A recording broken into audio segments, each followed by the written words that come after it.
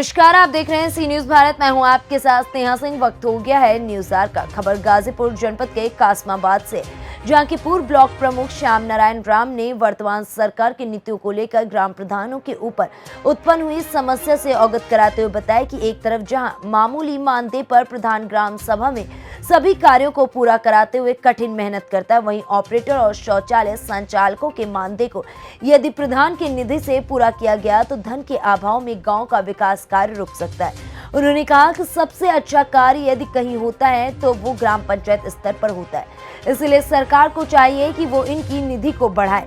मनरेगा को लेकर उन्होंने बताया कि बहुत से प्रधान इसके अंतर्गत कई काम करा दिए, लेकिन विभागीय लापरवाही के कारण अभी तक उसकी पेमेंट नहीं हो पाई है। वहीं आवास को लेकर बताया कि इसमें चयन करते समय कर्मचारियों की लापरवाही से बहुत से ऐसे लोग छूट गए जो पात्र हैं, लेकिन लिस्ट में उनका नाम नहीं है। हमारी राजनीति शुरुआत 90 से हुई। 90 से प्रतिनिधित्व चल रहा है, तहसीलदार है।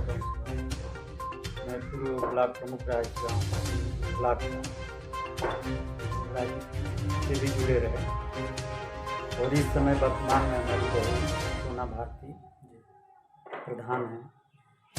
और जैसे आप पूर्व ब्लॉक प्रमुख रह चुके हैं जी, क्या कुछ कहना चाहेंगे अपने कार्यकाल के बारे में? अपने कार्यकाल में हमारे यहाँ ब्लॉक में 120 पंचायत सदस्य और सबको लेकर के चलने का काम किया। विकास जितने भी हम रहे विकास के काम किए, लेकिन निधियाँ बहुत कम आती थी उससे। इस समय तो कुछ बढ़ते आ रही है, तो जो निधि आती थी उसमें विकास सब समाज को लेकर। और एक तरफ देखा जाए तो लगातार जो है गांव में भी जो है विकास के लिए आपको मौका दिया जा रहा है बार बार। हमारा ग्राम पंचायत बड़ा था और 1991 की जनगणना के अनुसार मेरा गांव में आबादी जो है 1600 की करीब, और उसी के हिसाब से धन आती है तो पैसा बहुत कम आता है। इस समय 3000 के लगभग 3000 की आबादी है। जनगणना की जरूरत है, जब जनगणना होगी तो पैसा बढ़ के आएगा गाँव का विकास। उतना ही पैसे में हमको बड़ा दिक्कत हो रही है गाँव के विकास में। मैं अपने इस वर्तमान समय में 130 मीटर इंटरलॉकिंग कराया है और मनरेगा से भी काम हमारे के 10-12 लाख रुपये का हुआ है। अब तक हम लोग निधि का इंतजार कर रहे हैं और हमारे यहाँ कम से कम 80 हैंड पाइप इंडिया मार्केट और 80 हैंड पाइप इंडिया मार्केट होने की वजह से काफ़ी खराब भी रहती हैं हैंड पाइप। इस समय सारे हमारे हैंड पाइप चल रहे हैं, इसलिए कि गर्मी का सीजन है। पशु से लेके आदमी तक भी जानते हैं पानी की आवश्यकता, पानी ही जीवन है। उस पर भी काफ़ी पैसा खर्च हो रहा है और विकास के काम हमारे पैसे के अभाव में जो आबादी है उसी के अनुसार आती। इस समय 3300 करीब हो गया। कहीं न कहीं समस्याएँ आ रही हैं काम करने के लिए। और पंचायत भवन के बारे में क्या कहेंगे? कितना पंचायत भवन तो हम 95 में प्रधान हुए, उसी समय बना।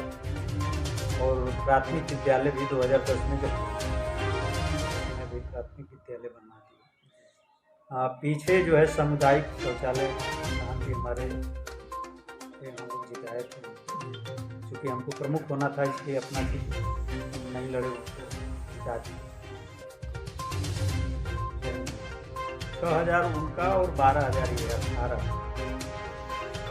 और ये जो है गांव पंचायत से जा रहा है तो कम से कम 18 उसमें भी जो है रख रखाव के लिए पैसा खर्च हो रहा है, गांव सभा से जा रहा है। तो हमको लग रहा है कि 25 से 30 हज़ार रुपया गांव सभा से हर महीने खर्च, और हमारे यहाँ पैसा कम आता है गांव सभा से खर्च करना है। अगर सरकार इसको अतिरिक्त व्यवस्था करती है तो जो गांव सभा का पैसा आएगा वो गांव के विकास के लिए उपयोग होगा। अन्यथा अगर इस तरह की स्थितियाँ रहती हैं गाँव सभा से करना पड़ा तो गाँव का विकास संभव नहीं है सारे गाँव के लिए। तो यही सरकार से भी आग्रह करेंगे और हमारे जो इनसे भी आग्रह करेंगे कि अगर हमारी बात तो उनके कानों तक जाए तो इस पर थोड़ा वो विचार करें। ये गांव सभा से जो पैसा दिया जा रहा है उसमें गांव की विकास अवरुद्ध हो रहा है। ये बड़ी समस्या है, प्रधान लोग के सामने एक सबसे बड़ी समस्या सबसे बड़ी जटिल समस्या है कि जो पैसा हमारे जो राज्य सरकार दे रही है चाहे केंद्र सरकार दे रही है, उससे हमारे गांव का विकास अच्छा खासा हो। तो हमारे के मूलभूत जो समस्या है नाली पानी निकास ये सब और इंटरलॉकिंग की जो बात है, तो पैसा इधर अगर 25 से 30 हज़ार रुपया हमारा खर्च हो तो तिमाही किस्त या आती है हम लोग की, तो उस तिमाही किस्त के अनुसार पैसा अब हम लोग उसी व्यवस्था में लगे रहेंगे तो गांव का विकास क्या है। और फिर जब 5 वर्ष के बाद हम जनता के बीच अगर आते हैं चुनाव लड़ते तो जनता तो यही कहेगी कि भाई आपने पैसा पूरा इधर उधर कर दिए जो गांव का विकास।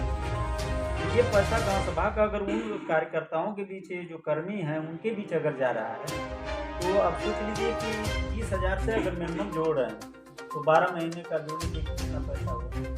और सरकार कितना पैसा दे रही है, अभी सरकार के पास डाटा है कि नहीं हम इन गाँव में पैसा दे रहे हैं कि साल भर का कितना पैसा हो रहा है और साल भर का ये कर्मचारियों को देने के बाद क्या इनका पैसा बचेगा। अच्छा उसी में से जो धान का जो मानदेय है 5,000 का सरकार देने को आए 5,000 सरकार की, तो अब 4 लोगों का पैसा देंगे तब 18,000 और 5,000 ये 23,000 हुआ। और जो शौचालय में सामग्री जो खरीदना है वो गांव सभा से खरीदना है। ये जो पंचायत जो सचिवालय बना है इसमें गांव सभा से सारा सामान खरीदा जाता है, तो जो भी वहाँ काम होता था वो जो है कि सरकार को पैसा है, अलग से फंड आता है। अब क्या है कि उसमें टाइल्स लगाना चाहे दीवारें लगाना फलान लगाम करना चाहे जो भी मेंटेनेंस है सब गाँव से, तो ये पैसा खर्च हो रहा है। हम लोगों को ये पता कि नहीं समाज कल्याण विभाग से चाहे जो DSA ऑफिस है शिक्षा विभाग का पैसा कहाँ जा रहा है कि ये गाँव पंचायत और पंचायत भवन का भी पैसा अतिरिक्त से रख रखाव चाहे मेंटेनेंस सरकार देती है वो भी गाँव पंचायत सारी चीज़ गाँव पंचायत है। तो उसके आधार पर अगर पैसा उपलब्ध नहीं हो पाएगा तो हम प्रधानों के लिए सारे प्रधानों ये नहीं मैं कह रहा हूँ कि अपने ही लिए सारे प्रधानों के लिए दिक्कत है।